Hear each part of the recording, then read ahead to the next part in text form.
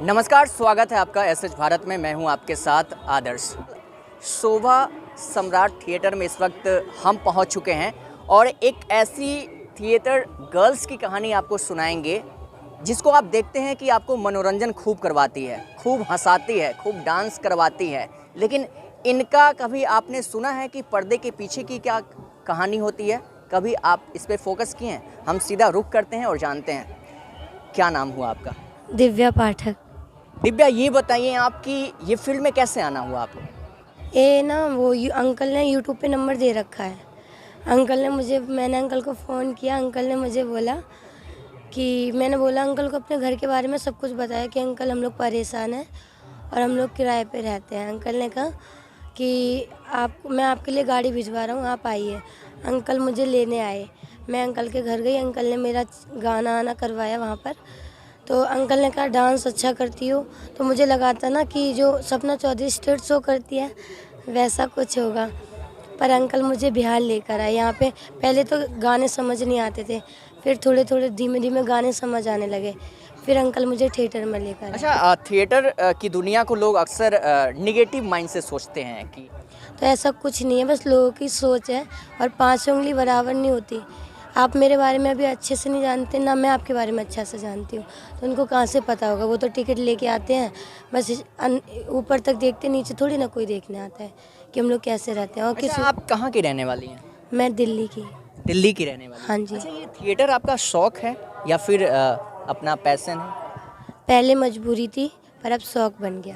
पहले मजबूरी थी, अब शौक। ऐसा क्यों? ऐसा इसलिए कि बस फैमिली के लिए करना पड़ता है सब कुछ, और शौक़ इसलिए बन गया क्योंकि इस लाइन में मैं पैसा अच्छा कमा रही हूँ, अपनी फैमिली को सपोर्ट कर रही हूँ। कितना कमा लेती हैं आप? एक लगभग में कुछ बता सकती हैं आप? जी नहीं, ऐसे नहीं बता सकती।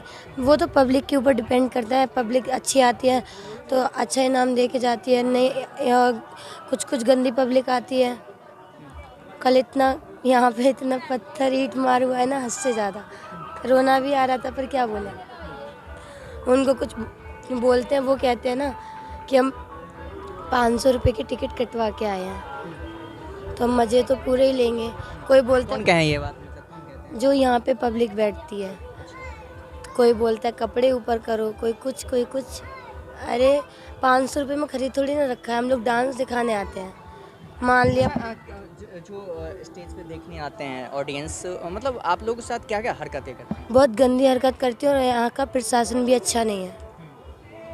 प्रशासन कोई एक्शन नहीं लेता, लड़कियों के साथ कुछ भी होता रहे।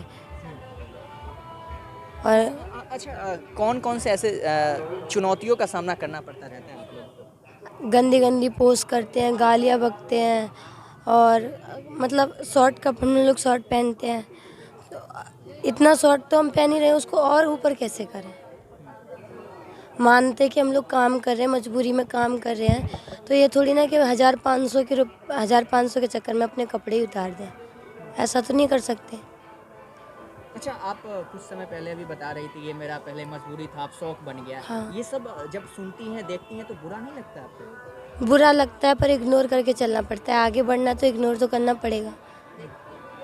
जब एक बात हो, हमारे पास 1 रुपया होता है, हम 1 से 2, 2 से 3 करते रहते हैं ना, तो उसको भी तो परेशानी होती है। अब 1 रुपये की इतनी वैल्यू नहीं है जितनी 10 रुपये की है। और वैसे ही हमारा हाल है। ये लोग हमें बोलते हैं, हम लोग इस कान सुनते हैं, इस कान निकालते हैं, कमेंट करते रहते हैं, पर इग्नोर करना पड़ता है। अगर किसी की बात करेंगे तो हम लोग आगे नहीं बढ़ पाएंगे, हम लोग यही सोच के मर जाएंगे। पर ये लोग मजबूरी नहीं समझ सकते किसी की। इनको बस ये लगता है कि सारी लड़कियां गलत होती हैं, पर लड़कियां गलत नहीं होती, ठीक है। वो तो उनसे पूछो ना कि उनके दिल पे क्या बीत रहा है। किसी की मम्मी है, किसी के पापा हैं, किसी की फैमिली ही नहीं है, तो उनको पूछो ना कि उनके दिल पे क्या बीत रहा है। ये तो अपने 5 मिनट के मज़े लेने आते हैं, आके उल्टा सीधा सुना के चले जाते हैं। कौन कौन से हरकतें करते रहते हैं? ऐसी हरकत करते हैं, मैं कैमरे के सामने बताना नहीं चाहती। मैं वो चीज़ अपने मुंह से बताना नहीं चाहती। आप भी एक लड़की, आप समझ सकते हो कि क्या क्या करते होंगे वो, कि रोना आ जाता है। क्या करते हैं आपके मम्मी पापा? मेरी मम्मी पहले हॉस्पिटल में जॉब करती थी, पर मैंने मम्मी का काम छुड़ा के घर बिठा दिया है। और मेरे भाई भी चांदनी चौक में काम करते हैं और पापा भी। पापा मम्मी बोले जो मैं जाऊँ थिएटर करूँ नहीं या अपनी मन से? नहीं, मेरे मम्मी पापा मना करते हैं। पर हाँ, डांस का शौक़ था मुझे, डांस तो मैं करती आई हूँ। और मम्मी पापा ने मुझे ये नहीं बोला कि आप डांस करो जाके, पर ये भी नहीं है कि मैं उनसे कुछ छुपा के कर रही हूँ। उनको पता है कि मैं थिएटर में आई हूँ, क्योंकि मजबूरी एक ऐसी चीज़ होती है, कुछ भी करा सकती है। आगे कहाँ तक जाना है, कहाँ तक अपने आप को देख? आगे जहाँ तक भगवान लेके जाएगा वहीं तक जाएंगे। अच्छा, थिएटर के अलावा अभी तक कोई सॉन्ग आपका या कोई एल्बम वगैरह ऐसा? हाँ, मेरी एल्बम भी हुई है और सॉन्ग वगैरह भी मैंने बहुत सारी एल्बम किया। कितना लगभग? इतना याद नहीं है, 20 से तो ऊपर कर ली होंगी। आप डांस भी करती हैं, गाती भी? नहीं, ओनली डांस करती हूँ। सिर्फ डांस करती हैं? जी, कब से कर रही हैं? मुझे हो गए 2-3 साल हो गए। 2-3 साल हो गया। पर थिएटर लाइन में दूसरी बार आई हूँ। फर्स्ट बार मधेपुरा आई थी, सेकंड बार यहाँ आई हूँ। मधेपुरा से सीधा यहीं आई हूँ मैं। आगे क्या करना है आपको? आगे मुझे क्या करना है, अगर क्या कहते हैं, मूवी में चांस मिलेगा तो मूवी करूँगी, एल्बम में चांस मिलेगा एल्बम करूँगी, जो भी मिलेगा वो करूँगी, पर मना नहीं करूँगी काम के लिए। कोई ऐसा आपका शौकीन आर्टिस्ट कोई है जिसको आपको? खेसारी लाल। खेसारी लाल? हाँ जी, मैं खेसारी लाल को बहुत पसंद करती हूँ, उनको भैया बोलती हूँ। और क्या कहते हैं, मैं उनके सारे गाने सुनती हूँ, सारे। क्यों ऐसा लगता है? और भी बहुत सारे एक्टर हैं, एक्ट्रेस हैं। खेसारी भैया में एटीट्यूड नहीं है, एटीट्यूड नहीं है? बिल्कुल भी नहीं है। ऐसा क्यों लगता है? नहीं, उनकी देखो, वो हर किसी की फीलिंग समझते हैं, क्योंकि वो भी एक कलाकार है, हम भी एक कलाकार हैं। वो कभी कलाकार की बेइज्जती नहीं करते। वो है, चाहे कलाकार छोटा हो बड़ा हो, पता नहीं चलता यहाँ कब किसका नसीब खुल जाए।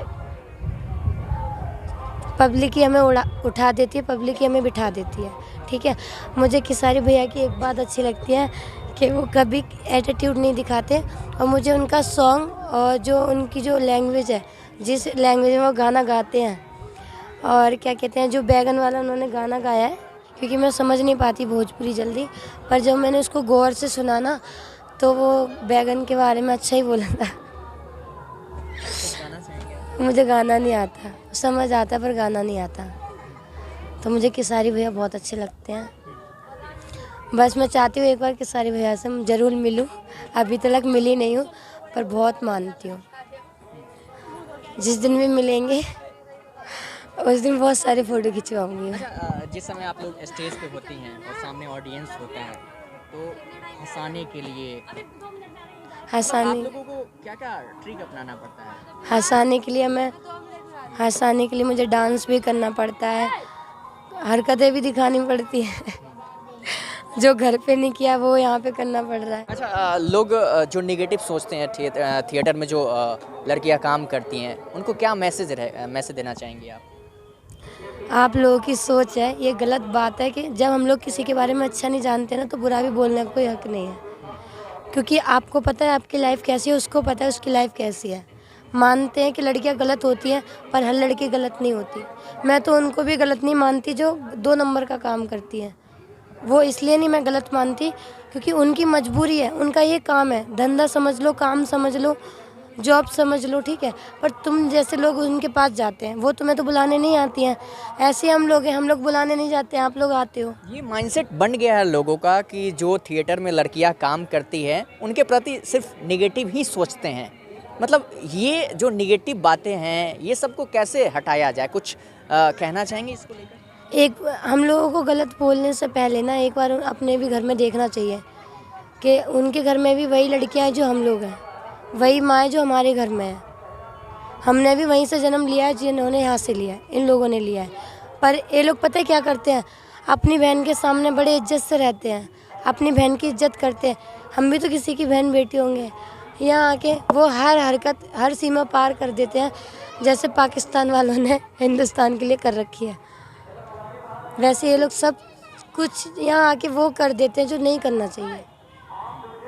ये मैं ना 4 लड़कों के बारे में बताऊंगी, यहाँ पे ही बैठते हैं, कल उन्होंने पहले पानी फेंक के मारा, फिर बोतल फेंक के मारी, फिर मिट्टी फेंक के मारी, फिर कुर्सी मार रहे हैं। तो ऐसा थोड़ी ना होता है। मैं यहाँ मुजफ्फरपुर में पहली बार आई हूँ। पहली बार में मैंने जैसा यहाँ देखा है यहाँ के बारे में, मैंने कहीं नहीं देखा ऐसा। मैंने काफ़ी स्टेज शो किए हैं, पर ये लोग कभी नहीं सुधर सकते। क्या कहते हैं, किसने दारू बंद करवाई थी, मुझे तो बिहार के बारे में कुछ पता नहीं है। उन्होंने दारू बंद करवाई थी, बस झूठ बोला कि दारू बंद है। दारू बंद नहीं है, दारू पी के आते हैं यहाँ पे ड्रामे दिखाते हैं। कितना स्टेज शो अभी तक आप कर चुके हैं? 100 से भी ऊपर स्टेज शो कर चुकी हूँ। कहाँ कहाँ? सिंगर्स, वो क्या कहते हैं, छपरा, आरा और राजगीर, ऐसी कोई जगह नहीं है। गया, बखरी, ऐसी कोई जगह नहीं है जहाँ मैंने स्टेज शो नहीं किया। मुजफ्फरपुर में भी मैं स्टेज शो करने आई हूँ। आपकी कहानी क्या है, कुछ बताना चाहेंगे, शेयर करना चाहेंगे उनके अंदर? नहीं, मैं अपनी पर्सनल बात नहीं शेयर कर सकती। कुछ बीती हुई बातें जो यादगार पल रहा हो आपके लिए, या फिर वैसा लम्हा जिस समय आपको ऐसा महसूस हुआ हो आप काफ़ी फ्रस्ट्रेट हों, तंग आ चुके हैं अपने लाइफ से, ऐसा कुछ वो पल जो शेयर आप करना चाहिए? लॉकडाउन में बहुत ज़्यादा दिक्कत हो गई थी। मतलब हम लोग भी थे, पैसे वाले थे, ऐसी बात नहीं है, पर ना कहते हैं ना, मेरे पापा को ड्रिंक करवा के सब कुछ ले लिया मेरे रिश्तेदारों ने। ठीक है, सब कुछ लेने के बाद क्या हुआ, लॉकडाउन लगा, ना कोई आ रहा था ना कोई जा रहा था। हमने अपने रिश्तेदारों से बहुत हेल्प मांगी, किसी ने हेल्प नहीं की। उस टाइम पे मैंने सोचा था कि ऐसी ज़िंदगी से तो मर जाओ तो अच्छी है, पर मेरी मम्मी गांव की बहुत सीधी है, तो इसलिए फिर मैं मम्मी को देख के फिर मेरा ये मन नहीं हुआ कि मैं मरूंगी।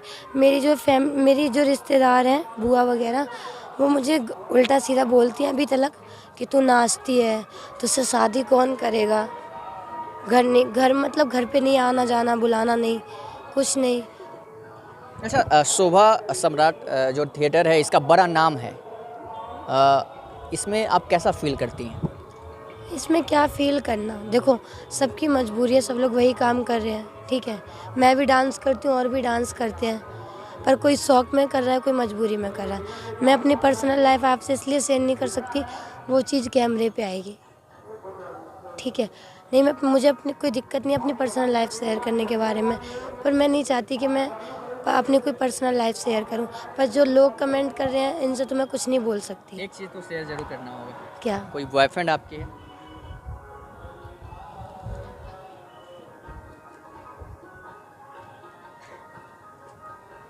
है या नहीं? है भी और नहीं भी। है भी नहीं भी, कैसे मानेंगे, कैसे? क्योंकि है ही नहीं। नहीं है? फ्रेंड है, बॉयफ्रेंड नहीं है। अच्छा। बॉयफ्रेंडों के चक्कर में नहीं पड़ना। मैं बहुत सारे फ्रेंड हैं, गर्ल्स में भी हैं, बॉयज़ में भी हैं, पर बॉयफ्रेंड नहीं बनाना। नहीं बनाना, ऐसा क्यों? क्योंकि सारे लड़के चीट करते हैं ना, चीट करते हैं, धोखेबाज होते हैं। सारे धोखेबाज होते हैं, ऐसा क्यों आपको लगता है? क्योंकि मैंने अपनी फ्रेंडों के साथ काफ़ी बार देखा है, क्योंकि वो नाम बदल के बात करते हैं कि मेरा नाम आकाश है, फिर बाद में पता चलता है वो तो आफताब की तरह निकलते हैं। तो सारे चीट हैं, तो आप मतलब चाहेंगी शादी नहीं करेंगी आप? मेरा बस चले तो ना करूं। तो किसका बस चलता है? मैं अपने मम्मी पापा की बात, मम्मी पापा, उन्हीं का सुनते हैं? मैं उन्हीं की सुनती हूँ। अगर उन्होंने मुझे अभी बोला कि दिव्या घर आओ, तो मुझे घर जाना है तो जाना है, हर हाल में? हर हाल आप में। ये छोड़ देंगे? बिल्कुल तो फिर ये आपकी जो पहले मजबूरी थी, अब शौक बन गई, इस शौक को त्याग देंगी आप? बिल्कुल, क्योंकि माँ बाप से बढ़ के मेरी लाइफ में कोई भी नहीं है। तो हमारे साथ अभी दिव्या बातचीत कर रही थी।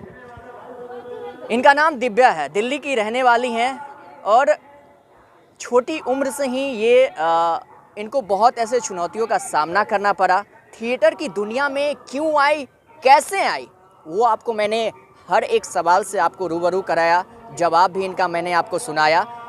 हालांकि दिव्या नाम है, दिल्ली की रहने वाली हैं। दिव्या की कहानी इन्हीं की जुबानी आपको मैंने सुनाया। थिएटर में जब ये लोग स्टेज पे डांस करती हैं और सामने से ऑडियंस देखता है, मनचले देखता है, अच्छे लोग आते हैं, जो भी लोग आते हैं देखते हैं, हरकतें करते हैं, उस समय क्या महसूस करती हैं और क्या कहानी है जो पर्दे में आप देखते हैं इनको हंसते हुए, काफ़ी डांस करते हुए रोमांटिक अंदाज़ों में लोगों को हंसाते हैं, लेकिन आपने कभी ये जानने की कोशिश नहीं किया कि पर्दे के पीछे की इन लड़कियों की क्या कहानी है, वो मैंने आपको सुनाया। ऐसे ही खबर के लिए बने रहिए, देखते रहिए इसके बाद।